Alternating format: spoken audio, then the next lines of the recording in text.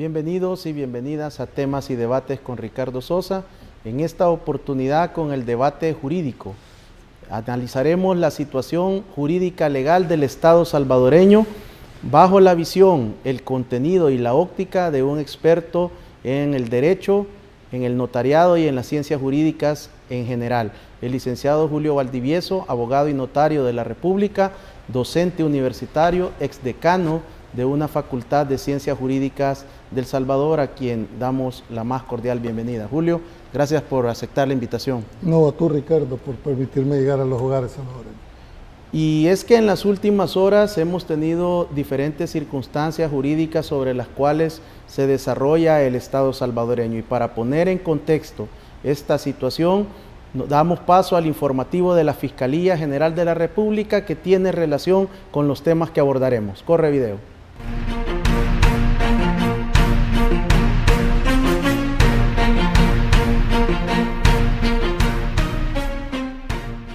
Creo que el fin de semana el país vivió momentos importantes, momentos de tensión que gracias a Dios no llegaron a más.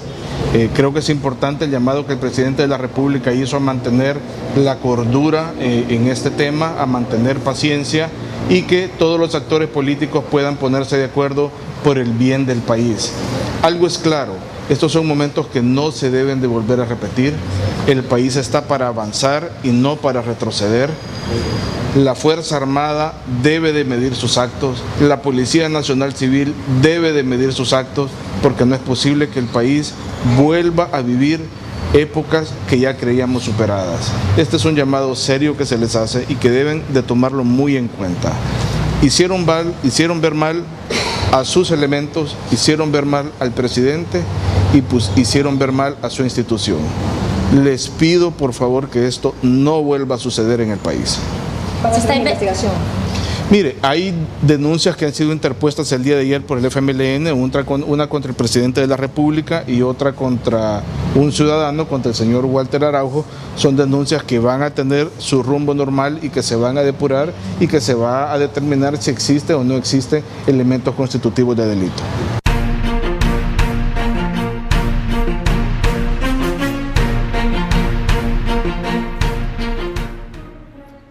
Julio, horas después de estas declaraciones del señor fiscal general, se emite un pronunciamiento, un comunicado de la Sala de lo Constitucional de la Corte Suprema de Justicia, donde se pronunciaba y se manifestaba ya sobre una denuncia que había sido presentada el viernes anterior, previo a todos los incidentes del fin de semana. ¿Cuáles son tus primeras valoraciones luego de este comunicado de la Corte? Bueno, es interesante saber los alcances que esto tiene. Si bien es cierto, en honor a la verdad, el hecho de admitir una demanda no significa que una sentencia vaya a ser estimatoria, es decir, favorable a los peticionarios, pero te indica más o menos por dónde se va a ir. Creo de que la sentencia tiene, dijéramos, mejor dicho, el auto en el cual determinan las cuatro medidas cautelares. Y las medidas cautelares en este tipo de proceso proceden si reúnen dos requisitos fundamentales. Uno, que exista la apariencia de buen derecho, y dos, el pericle en mora, es decir, que si el retraso en la decisión podía afectar a la causa por la cual se está pidiendo. Entonces la sala estimó de que reunían las dos condiciones para emitir la medida cautelar y procede a determinarla. A mí me hubiera gustado que esa sentencia hubiera sido dictada antes de las 3 de la tarde del día en que se suponía que iban a pasar las cosas, porque hubiera tenido todos los efectos preventivos para el caso. Claro, aunque la haya dado posterior a esa hora, sigue surtiendo efecto en el sentido que le pone determinadas restricciones al presidente, mejor dicho, al Consejo de Ministros, ¿verdad? Pero deja ahí uno. Y el segundo problema que le veo, no problema, pero creo que se quedó corta la sentencia, es que cuando le ordena al ministro de la Defensa y al director abstenerse de realizar actos fuera, lo dejó en el limbo, no sé, ¿constituyó delito o no constituyó delito? ¿verdad? O pudo haber dicho perfectamente, bueno, mira que la Fiscalía investigue si la actitud es, pero no dijo absolutamente nada, simplemente giró la instrucción, pero yo presupongo que si llega a esa conclusión es porque el actuar que hizo no fue el apegado a la Constitución. Entonces, eso dijéramos hay que darlas como dar. Pero lo que no se está discutiendo aquí es el fondo. Aquí lo que se discutió fue la forma, es decir, si tenía o no tenía facultades el Consejo de Ministros para hacer una convocatoria de esa magnitud. Es más, cuando dentro de los razonamientos que hace la sala, llega a decir que declara sin lugar los alcances, porque le pedían que interpretara, ¿verdad?, cuál era el sentido, y quiero decirte muy claramente que en ese punto la sala específico declaró improcedente la demanda de inconstitucionalidad cuando le pedían que valorara, ¿verdad?, los alcances del artículo 167 y el 87, debido a que no realiza funciones consultivas. Se lo deja muy claramente la sala en eso. Entonces, claro, estas son medidas cautelares. Va a ser interesante después ver la sentencia, porque ahorita ha pedido informes a cada uno de los órganos para ver cuál es su fundamentación para haber actuado como tal. En la sentencia sí vamos a ver la valoración de fondo sobre las facultades y sobre el hecho de la aplicación o no del 87, que básicamente es lo que dijéramos generó toda la fuerza que se dio. Así es que creo que esto empieza, esto para mí no termina, pero bueno, son las reglas del juego de un Estado de Derecho, donde el control y los pesos y contrapesos de los órganos se da, ¿verdad? Aunque no comparta una sentencia, es de acatamiento obligatorio. Por principio soy abogado y tengo que respetar la resolución del tribunal, aunque no la comparta. O habrán otros que la comparten, otros que no la comparten. Las sentencias deben de ser cumplidas, ¿verdad?, jurídicamente hablando, porque si no, no habría eficacia del derecho. En ese sentido, pues creo yo que el Ejecutivo, me imagino que ha de estar haciendo toda una valoración jurídica de la sentencia para ver cómo va a responder o no en esos 10 días de su justificación. Julio, como amante del derecho, de la hermenéutica jurídica, ¿cuál es tu posición sobre la literalidad del artículo 167, numeral 7? Yo no sé si vos has estado en algún foro de derecho, porque esas preguntas son claves. Yo me he caracterizado, Ricardo, por ser consecuente con mi forma de pensar aunque esto me ha traído costos muy altos. Pero primero estoy convencido, ¿verdad? Yo me declaro un abogado positivista, es decir, mi formación desde estudiante siempre he creído que cuando la ley es clara, tenés que atenerte al tenor literal de ella. La rama de la hermenéutica jurídica son las herramientas, ¿verdad?, que le permiten a los abogados y a los juzgadores poder interpretar una disposición cuando ésta es oscura. O sea, pero cuando es clara una disposición no tengo por qué interpretarla, porque va más allá de esto. Sin embargo, he dicho, yo soy literal porque creo que cuando yo me meto a interpretar una disposición es porque o no la entiendo o no está clara, y la interpretación tiene que llevar ese sentido, pero lo tiene que interpretar el órgano que emitió. Por ejemplo, si en la ley secundaria hay oscuridad en algún texto, pues entonces se interpreta auténticamente la disposición, pero la interpreta el mismo órgano que emitió la disposición. ¿Me explico? En este caso, la Asamblea Legislativa. Yo no soy, dijéramos, y sé que hay muchos colegas que tienen otro método, lo respeto, pero tú me has hecho una pregunta a mí. Yo creo de que la Constitución no puede interpretarse. Se interpreta la ley secundaria para ver si se adecúa o no al texto constitucional, ¿verdad? Porque si vos empezás a interpretar lo que dice la disposición, ¿verdad? Entonces, y siendo claro, creo que va más allá, dijéramos, de lo que debería de ser. Sin embargo, quedó demostrado, habían unos que interpretaban de una manera y hay otros que lo interpretaban de otra manera.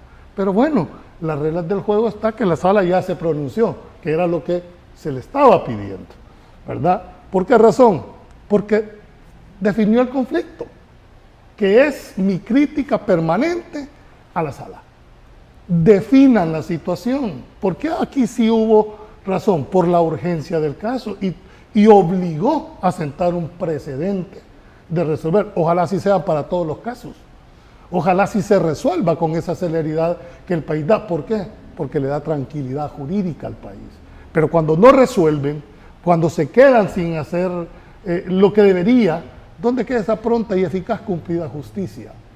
Entonces, siento que en este caso específico hicieron una interpretación integral de la Constitución, ¿verdad? Aplicando, dijéramos, lo excepcional de las razones cuando se declara un estado de emergencia, ¿verdad? Desde ahí, es decir, yo no veo, pero así fue la interpretación que dio la sala, hay que respetarla, aunque no se comparta, puso las reglas claras, y esa es la función. La sala de lo constitucional interpreta normas políticas, actúa sobre la base, pero no de política partidaria, sino de la política en general que establece la Carta Magna. Entonces, creo yo, y eso hay que decirlo muy significativamente, por qué razón yo sigo sosteniendo esta tesis. Y solo te voy a dar un ejemplo. El artículo 85 de la Constitución establece que el único instrumento para alcanzar el poder son los partidos políticos. Sin embargo, se interpretó esa disposición por parte de la anterior sala, ¿verdad? Y permitieron las candidaturas no partidarias. Si tú le preguntas a Julio Valdés, ¿usted comparte el tema de las candidaturas no partidarias? Te digo, sí, claro que sí, pero no es lo que establecía la Constitución. Eso es lo que yo estoy planteando. ¿Por qué? Por el antecedente que se da. El día de mañana, vamos al caso más hipotético, que es cuando no se permite la reelección, la vamos a interpretar también. ¿O qué pasa cuando dice se garantiza la propiedad privada en función social? ¿Quién determina la función social? ¿Me la va a determinar una sentencia?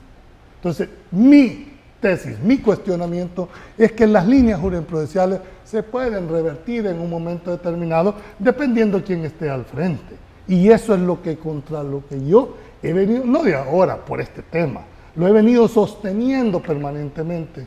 Y eso me ha traído mis costos, ¿verdad? Quizás por eso se oponían y les ponían los pelos de punta que llegaran personas en realidad independientes a tratar de hacer las cosas como debería de hacer para una credibilidad.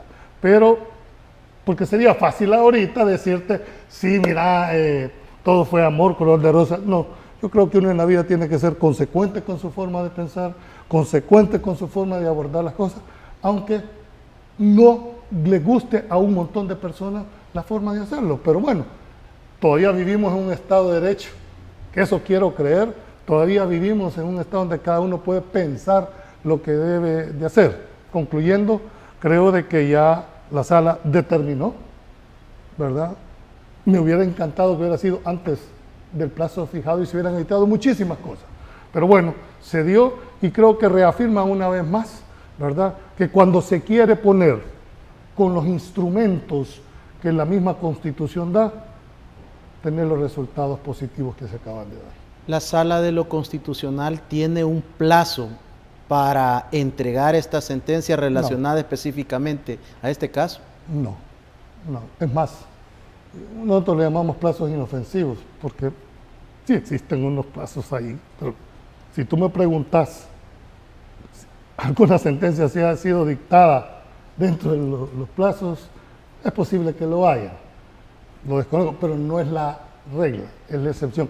Y eso es lo que en realidad este país, no solo en el caso de la Sala de lo Constitucional, la mora judicial es tan alta en este país. Yo he sido uno de los principales críticos de lo que los litigantes pedimos, lo que la ciudadanía pide al órgano judicial, es que le resuelvan.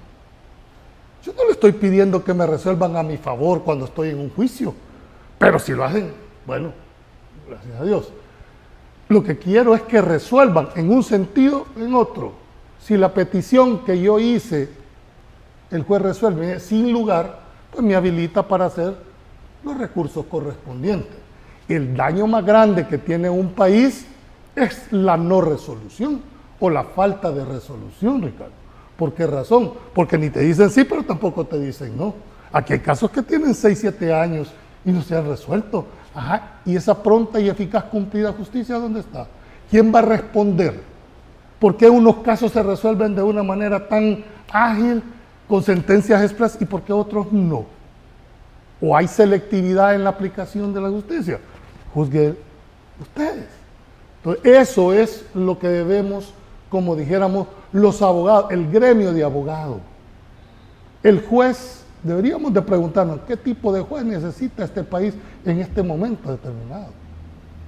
Y eso nos va a dar la tranquilidad. El órgano jurisdiccional está para ser el peso y contrapeso de los dos, para que la comunidad internacional vea que efectivamente yo no comparto que el sistema judicial nuestro sea lo peor o como lo tildan corrupto. No, habrán malos elementos dentro del órgano, como lo hay en cualquier otra parte, pero no considero, yo conozco jueces muy correctos, conozco jueces que han sido de trayectoria, ¿verdad?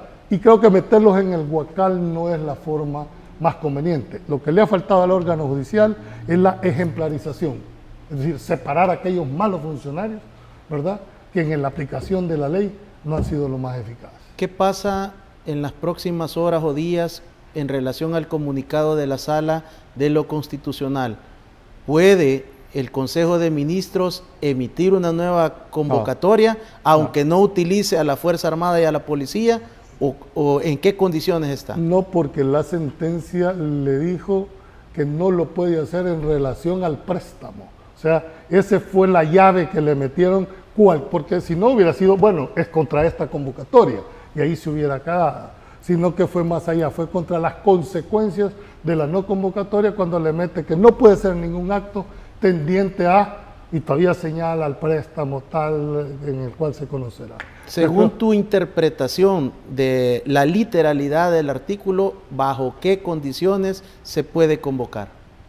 Yo, ahora está claro, como ha dicho, por lo menos en la medida cautelar, que la excepcionabilidad solo se da cuando equiparan a una catástrofe, cuando equiparan a una, dijéramos, algo extraordinario que no se pueda resolver por la vía. Pero esa es la interpretación que le dio la Sala, ¿verdad?, que yo no comparto esa parte, porque yo considero que quien debe interpretar la urgencia es quien convoca, no a quienes convoca.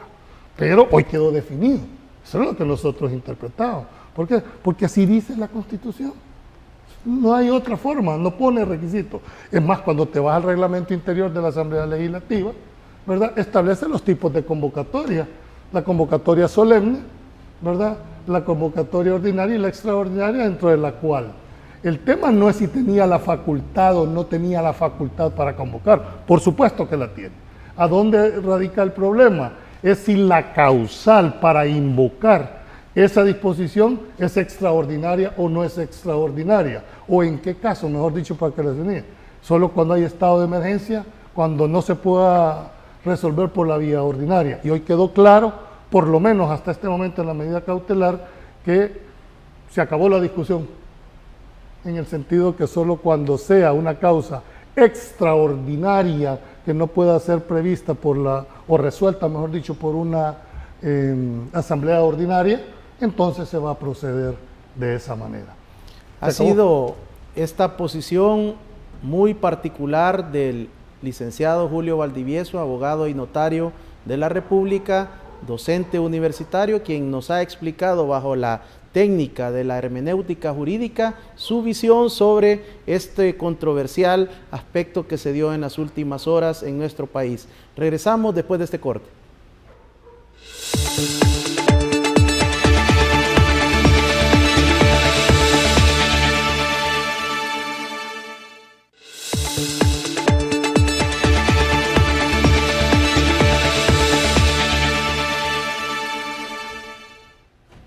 El licenciado Julio Valdivieso, abogado y notario, nos acompaña en esta oportunidad en el debate jurídico, desarrollando una exposición sobre las últimas condiciones del Estado salvadoreño desde el aspecto jurídico legal.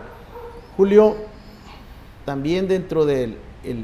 estamos en un país donde no se ha cerrado un tema y nos llega otro que no nos ha permitido poder desarrollar o exponer a profundidad el procedimiento para la interpelación de un funcionario, que creo que es importante que este programa tiene como objetivo ilustrar a los televidentes en el procedimiento, en el método, en los pasos para desarrollar una interpelación. ¿Podrías ilustrarnos en ese detalle?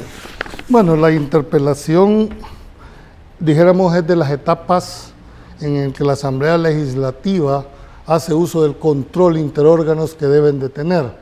¿Por qué razón? Porque a través de ese mecanismo se llaman a los funcionarios, ya sean ministros, viceministros, presidentes de instituciones autónomas, a que den las explicaciones sobre una política, sobre un problema. Y hay que diferenciar entre lo que es una interpelación y lo que es una cita a la asamblea o una invitación. En el caso que se va a hacer de el presidente de la ANDA y la ministra de Salud, que entiendo yo mal, en mi criterio, muy mal aconsejados, porque debieran de haber ido a la cita. ¿Por qué? Porque una cosa es la invitación y otra cosa es una interpelación. Ya voy a hacer la diferencia. Creo que fue un mal cálculo político de los dos funcionarios, porque sabían ellos que si no iban, se iban a ir por el otro lado, un gasto, para mí, innecesario de los jugadores. Pero bueno, cada uno es responsable de su... Creo que fue una mala jugada, un mal planteamiento por parte de los funcionarios, porque al final están en las mismas condiciones, los hicieron llegar, ¿verdad? O por lo menos esa es la pretensión, pero ya ahorita bajo ciertas reglas. Hay que diferenciar entre la cita y la invitación y la interpelación. En la cita o en la invitación pueden no asistir,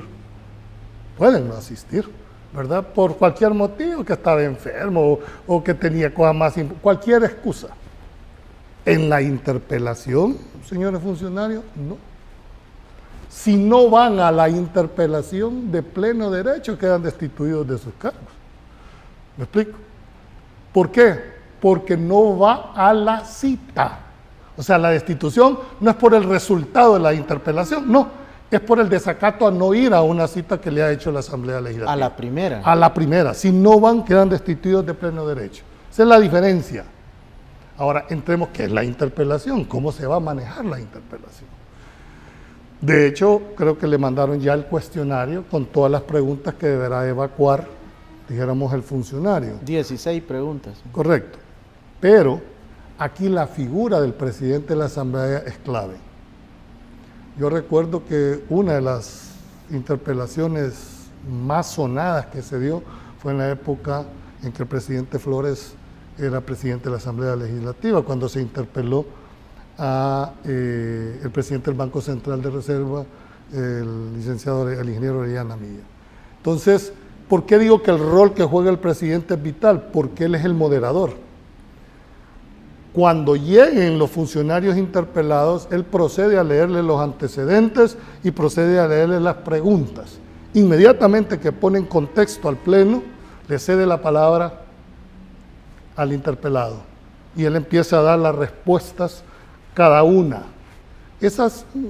¿Abiertas o cerradas? No, ellos van a tener su propia estrategia, ¿verdad?, de cómo va a responder. Eso no es el kit de la cuestión.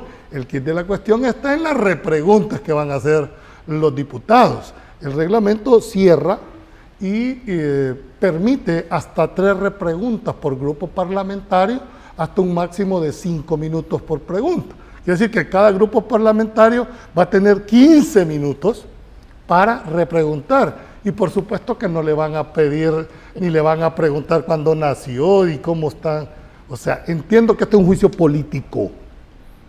Lo menos relevante son las 16 preguntas. Va a ser el punto de partida, y te acordarás, ojalá veas y transmitas, en vivo, va a ser interesante de ver, primero para ver cómo se manejan y segundo también la capacidad que puedan tener los diputados para poder repreguntar, que entiendo hay abogados en todos los grupos parlamentarios y entonces los funcionarios tendrán que ir muy, pero muy acuciosos y saber responder. Hay una regla básica que uno no debe responder más allá de lo que le preguntan, ¿verdad? Porque aquí hay una costumbre a no contestar lo que se dice. Por ejemplo, cuando tú vas a los Estados Unidos y te preguntan, ¿a qué viene? Entonces que vengo porque mi tía me ha invitado. No te están preguntando ¿a qué viene? A pasear. O sea, las preguntas y las repreguntas deben de ser muy precisas y muy medidas. Entonces, ¿qué va a pasar después de que hace todo esto? Pues viene la comisión política, tendrá que evaluar todo lo acontecido en la interpretación y llegan a un dictamen. Y pueden pasar dos cosas. Que el dictamen diga, bueno, las explicaciones que nos dieron los funcionarios nos satisfacen, que lo dudo, porque este es un juicio político, pero pudiese darse el caso si a juicios de los señores diputados esas declaraciones les satisfacen. Entonces va al archivo. O pueden decir, no nos satisface la relación y le recomendamos al presidente la destitución. Pero eso ya queda en el presidente de acatar, porque no es vinculante. La recomendación si es o produce la destitución, si no llegan. Entonces hay que diferenciar. La destitución es por el desacato a una orden de la Asamblea de comparecer. Si no van, quedan destituidos de su cargo, automáticamente. En estos casos no hay apremio con la autoridad competente. Nada, si el efecto jurídico es la destitución. ¿En cuáles casos se puede recurrir a la policía si no llega a la tercera convocatoria? No, lo que pasa es que en cualquier comisión de las que pueda constituir la Asamblea Legislativa, puede pedir el auxilio a las autoridades para hacer llegar por la fuerza a la persona, ya sea como testigo. Pero la obligación es hasta hacerla llegar, no puede obligarla a que declare. Hasta ahí no puede hacer uso de decir, no tengo nada que declarar. Entonces, ¿cómo lo maneja? Ahí es donde debe haber esa argucia y ese interés muy, muy particular. En el caso de la interpelación, no puede llegar a guardar silencio, porque también se juega su destitución. Su destitución. Como le obliga por lo menos con 48 horas de anticipación a que le hagan saber todas las preguntas, mejor dicho. Y ya se las mandaron. Si ya los funcionarios saben cuál va a ser la respuesta que ellos tienen que preparar a cada una de las preguntas. Ese no es el problema. El problema va a ser que de lo que diga van a haber repreguntas que no tenemos la bolita mágica, no sé qué van a hacer, y me imagino que cada grupo parlamentario va a escoger, ¿verdad?, quiénes van a ser los que van, y ya los tengo en la mente por grupo parlamentario, quiénes son los idóneos para contestar o para repreguntar a cada uno de los funcionarios interpelados. ¿Este proceso de interpelación solo es para los funcionarios que detallaste o puede ser hasta con el presidente? Lo establece también, lo establece ya la Constitución, ¿verdad?, que son los funcionarios, y también el reglamento interior, ¿verdad?, a quienes tienen la obligación de llegar, ¿verdad? Entonces, creo que es el artículo 165. ¿Qué nos dice la historia de las interpelaciones del presente siglo y del anterior? ¿Cuáles han sido los resultados? ¿Se ha llegado a destitución o ha quedado en archivo? No, porque eso es una valoración que le va a tocar hacer al presidente. Primero entendamos que la interpelación básicamente es un juicio político, donde más que, dijéramos, la parte de legalidad, se va a entender cuáles son las explicaciones frente a un problema de interés nacional. ¿Me entiendes? Entonces, la valoración que tiene va a depender mucho de las respuestas que dé el interpelado, más las repreguntas que se den. Te tienen que ir preparados. Esto no es que van a ir de la noche a la mañana a leer y está ahí. No se confíen, no les van a preguntar solo eso que les mandaron a decir. Ese es el anzuelo. No, la repregunta van a ver ustedes que son quizás los dardos más certeros. Pero bueno, al final va a haber una decisión. Si los diputados no se sienten satisfechos con las contestaciones, pues entonces le van a recomendar al presidente que los destituya. ¿La interpelación puede ser directa sin invitaciones previas? No, establece un procedimiento. Ese procedimiento lo establece el reglamento interior, es decir, ¿cómo lo vas a hacer? Hay todo un desarrollo, no sé si está en el artículo 114, 115 del reglamento interior, que te marca, dijéramos, en este caso de estos dos funcionarios, por no haber atendido las convocatorias. Me imagino. Es decir, creo de que ahí es donde le faltó, dijéramos, el olfato, y sobre todo a los asesores de estos funcionarios, porque no pueden negar que existe esta figura de la interpelación. Aquí los estaban invitando, y una invitación es totalmente diferente a una interpelación. No solo por el procedimiento, sino por las consecuencias de este procedimiento. En la invitación te digo, mire, explíqueme qué le pareció, hubo algo. Hay más, dijéramos, flexibilidad en la interrelación entre el diputado y el funcionario. En una interpelación cuadrada. ¿Por qué? Porque hay procedimientos para lograr el objetivo. Lógicamente esto es un juicio político, como te lo he dicho, más que legal, es un procedimiento donde políticamente van a evaluar a los funcionarios si el plan, si su reacción fue el más adecuado. Y en esa valoración caben muchísimas cosas. ¿Puede tener su equipo de asesores el funcionario o no puede consultar? Sí, puede llegar, pero, hombre, de sentido común, ¿verdad? Aunque muchas veces no es el más común de los sentidos, pero yo creo que sería mal visto de que te están interpretando. Mire, espérame, le voy a preguntar Bueno, de todo puede haber en la viña del Señor, la verdad que yo he visto muertos botando basura en la Asamblea Legislativa, así que lo pueden llevar, sí, pero que puedan intervenir, no. Pero él puede preguntar a asistirse temas técnicos, no sé.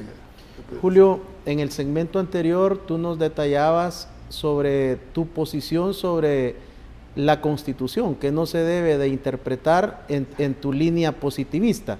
Pero, ¿qué pasa en el tema de las leyes y los códigos? En los juzgadores, los jueces y las juezas está la famosa sana crítica. ¿Esto cómo se combina? ¿Es un criterio particular? ¿Es la opinión del juzgador? ¿Cómo lo combinamos? Bueno, hay que diferenciar lo que es una interpretación de lo que es un sistema de valoración de prueba. La sana crítica no es prueba. La sana crítica es un sistema para valorar la prueba que han vertido las partes en el proceso y tiene a su base dos pilares fundamentales: la razón de equidad y la razón de buen sentido. Esos son los dos instrumentos que le permiten al juzgador. Todos tenemos una razón de equidad, un sentimiento de justicia, es decir, todos, y sin ser abogados, sin ser juez, y tenemos un sentimiento, ¿verdad?, de buen sentido, sentido común, pues.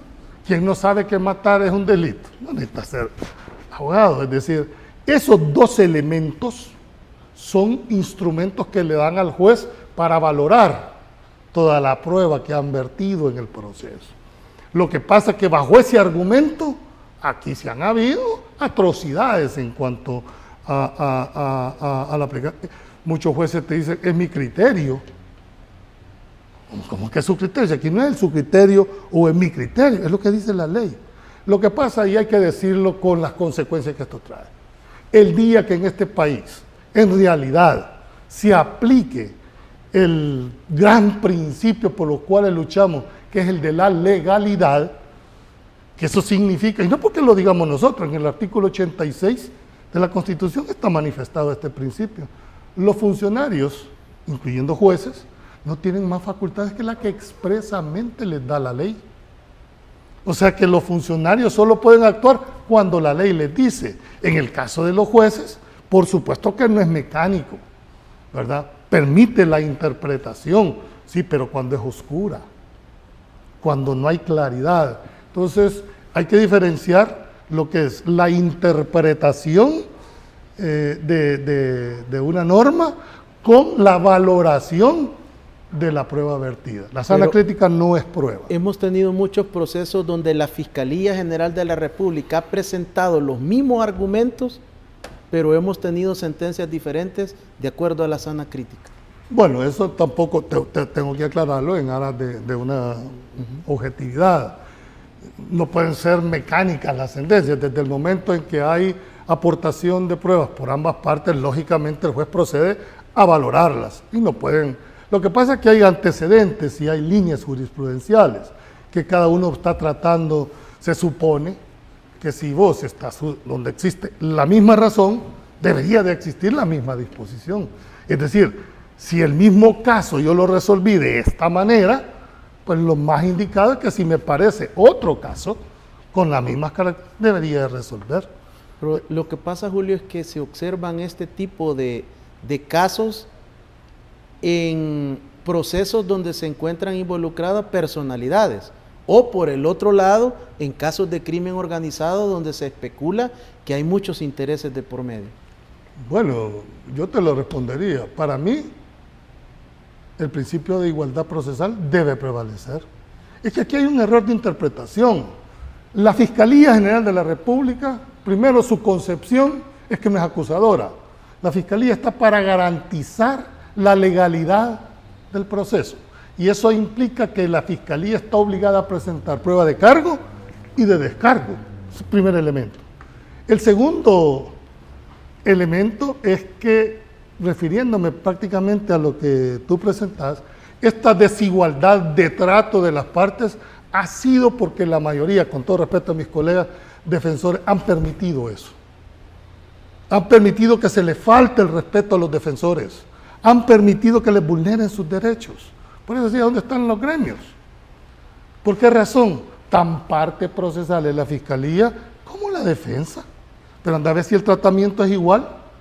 ¿A cuenta de qué? ¿A cuenta de qué? No puede, pero es porque los defensores han permitido. Claro, es bonito decírtelo aquí en esta entrevista, pero la realidad es la que se termina imponiendo. Hay gente que sabe que si se pelea y que eso come, no es. Yo creo que esto debe ser un replanteamiento de concepción en cuanto a qué. Uno, en que el principio de igualdad debería de respetarse. No es posible, y los funcionarios deben de entender una cosa, tanto del Ejecutivo como del Judicial, en el caso de los jueces. El derecho material a la defensa no es una dádiva, no es un regalo.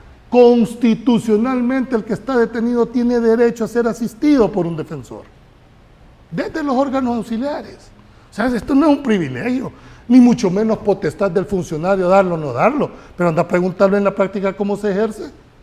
Claro, también hay que decirlo, hay muchos colegas que se han prestado para, dijéramos, ser recaderos, para introducir objetos. Por supuesto que estoy claro de eso, pero entonces váyanse contra estas personas, aplíquenle la ley indiscriminadamente a esta persona, pero no nos estigmatice a todo el gremio de abogados. Hay veces que tenés que ir lunes, martes o jueves y viernes a determinados centros penales. ¿De dónde han sacado eso? ¿Cómo debes de ir vestido? Creo que esto nos debe llamar a la reflexión en esta mente. Señores defensores o abogados, defiendan sus derechos, no están pidiendo nada fuera de control.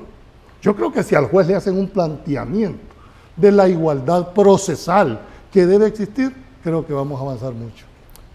Y es importante porque se han escuchado en las últimas semanas muchas demandas de abogados defensores que están reportando ciertas anomalías al ingreso o al tratar de ejercer su defensa en Bartolinas o en sedes de los centros penitenciarios. Pero creo que es también una responsabilidad de las gremiales y de las asociaciones de los abogados que se pronuncien y que se unan para poder defender sus derechos. Regresamos.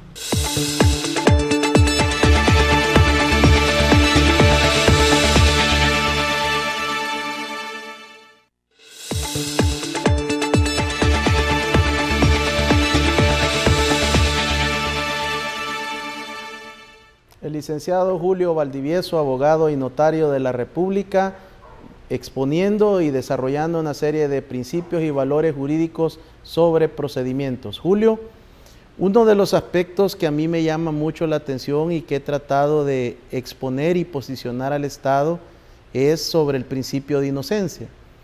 No sé en qué momento se inventaron lo de los detenidos, los internos vestidos de blanco, como que fueran jugadores de la Alianza, del Real Madrid, vestidos de blanco, con equipados, y por qué desde el momento de la famosa presentación, que no he encontrado hasta ahorita dónde se encuentra la base jurídica para hacer esa presentación de detenido. La Fiscalía dice que es responsabilidad de la policía no da respuesta, pero mientras tanto la gente es expuesta como un trofeo, como una medalla al momento de ser presentado. Bueno, gracias por esa pregunta. No todos abordan este tema con la seriedad y la profundidad que significa. Yo no sé si es principio de inocencia o principio de culpabilidad, porque voy a decir lo que dice la Constitución, no lo que dicen o lo que interpretan de la Constitución. Aquí te dicen que se presume inocente mientras no se le pruebe lo contrario en un juicio público en el que se garanticen todas las... Se la presume, lo que dice, pero aquí es al revés. Aquí todos se presumen culpables mientras aquel no demuestre que es inocente. Eso así ha sido, no solo aquí, sino que históricamente se ha venido. Y es que, ojo, la presunción de inocencia no solo está orientada a que tú le des que es inocente. No, señor, va más allá. La presunción de inocencia es también al tratamiento que se le debe dar al detenido como inocente. Pero cuando a vos te sacan en primera plana, como con garrobo amarrado en esto, ¿verdad? Estás violándole el principio. Y tan delincuente es, o partícipe de esto, un pandillero, ¿cómo lo puede ser alguien de saco y corbata? O sea, la ley no distingue el tratamiento, porque a uno lo va a tratar de una manera y a otro de otra manera. Eso es lo que no encuadra en los últimos acontecimientos que has visto, han criticado, dijéramos, por qué a unos sí y por qué a otros no. Creo que eso merece y amerita en realidad una nueva concepción. Para mí, la presunción no solo está que me presuman, sino que me den el tratamiento como inocente. Y además la carga de la prueba, yo no tengo por qué probar que soy inocente. ¿Yo por qué te voy a probar a vos? Tú me vas a probar tu afirmación. Si tú crees que yo he participado en la Fiscalía o el creyente en su caso, ¿verdad? Deberá aportar los elementos para que yo sea autor. Y mientras no hay una sentencia firme, ejecutoriada y pasada en autoridad de cosa juzgada, en otra cosa, que esa sentencia esté inamovible, la presunción lo protege. No solo que se le crea inocente, sino que lo traten como inocente. Eso es lo que dice el deber ser. La realidad es otra. Pero eso ya no es problema del legislador, ese es problema de la aplicación. Termino con esto. El problema de este país no es un problema de leyes, es de aplicación de la ley. Y sigo insistiendo.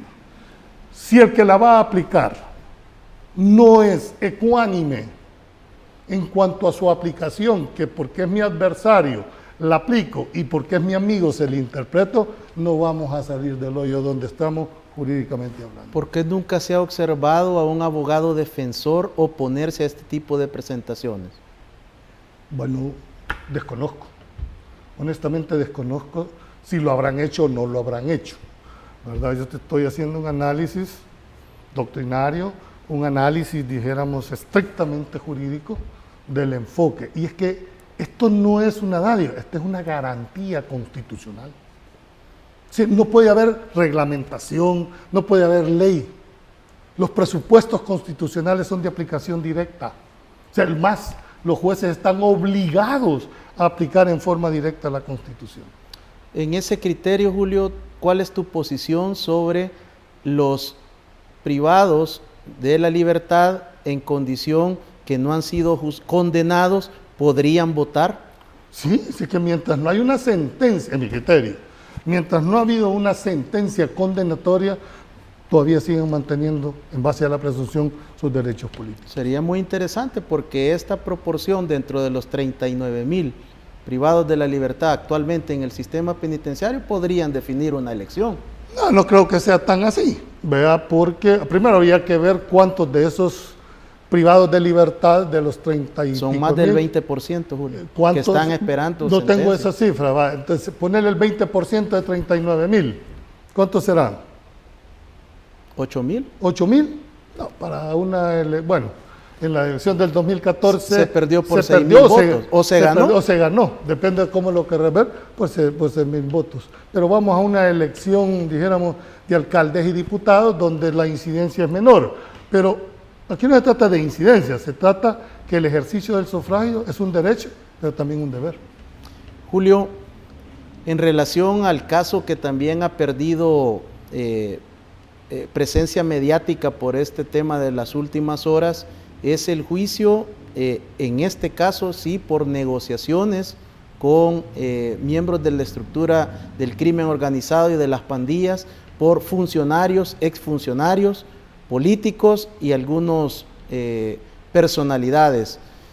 ¿Cuál es tu posición en relación a la medida de la que se dio en la audiencia inicial, que se establece medidas sustitutivas a la detención provisional bajo el segundo delito, que es el que me llama la atención, que es agrupaciones ilícitas? Porque yo no he observado ningún miembro de pandilla o del crimen organizado en esa condición de sustitutivas a la detención. Estaríamos siempre con el principio de la selectividad que hablabas. Quiero poner en contexto.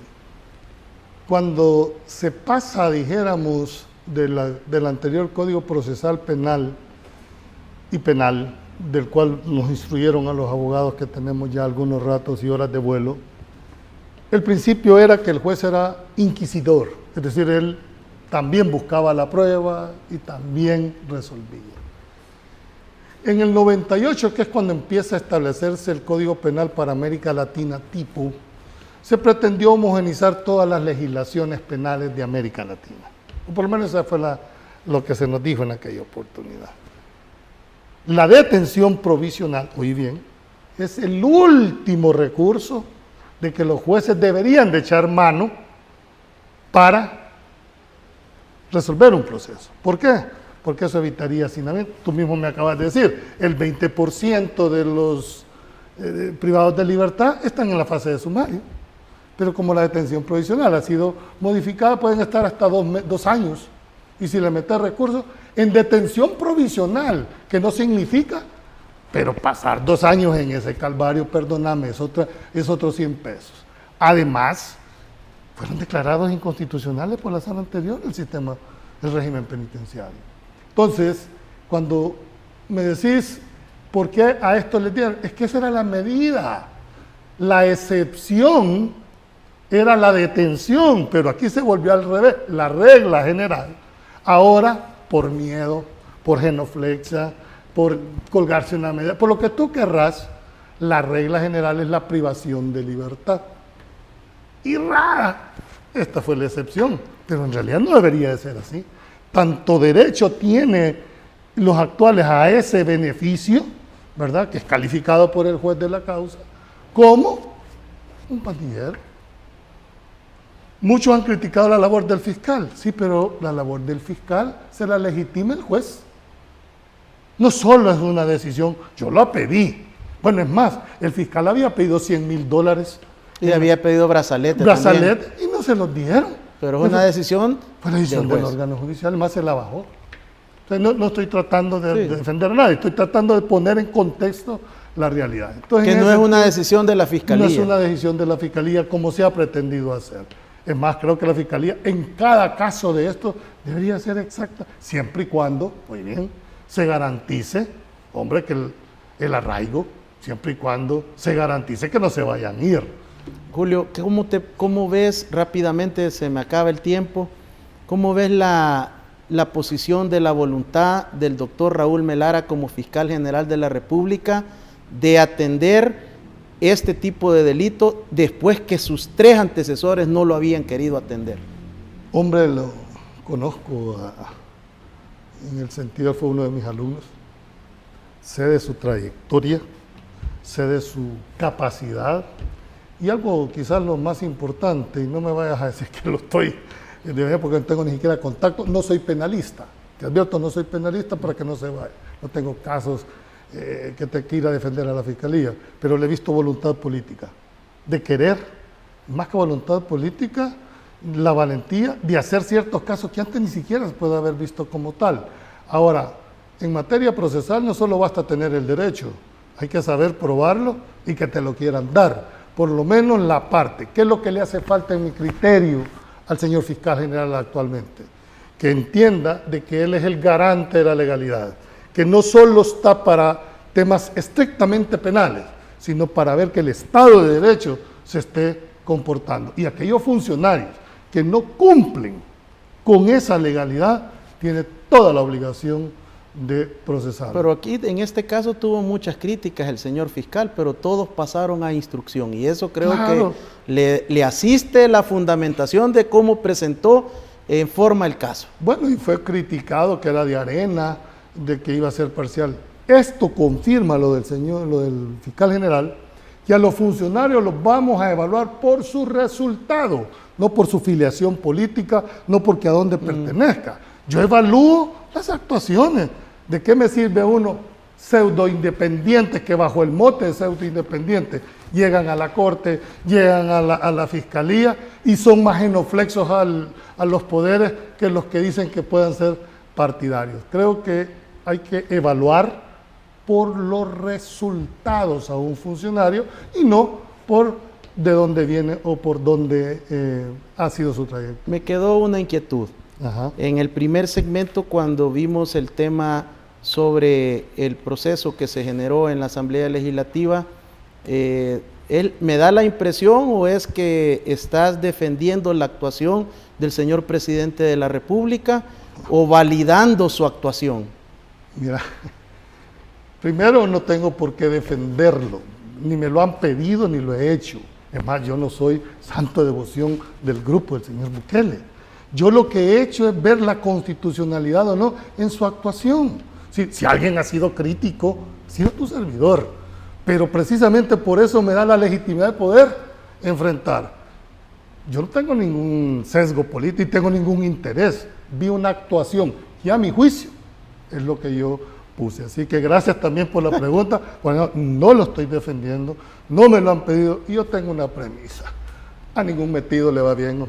Entonces, si no te lo han dicho y no te lo han pedido, no. Si así lo interpretan esto, los que van a ser detractores, hombre, será problema de ellos. Yo quiero ser consecuente, tengo 35 años de ejercicio profesional, tengo mi cara levantada y no tengo por qué estar defendiendo a nadie. Defendí lo que yo creo que debió haber sido yo, en mi carácter de abogado. Así que no tengo ninguna agenda, ni mucho menos defenderlo.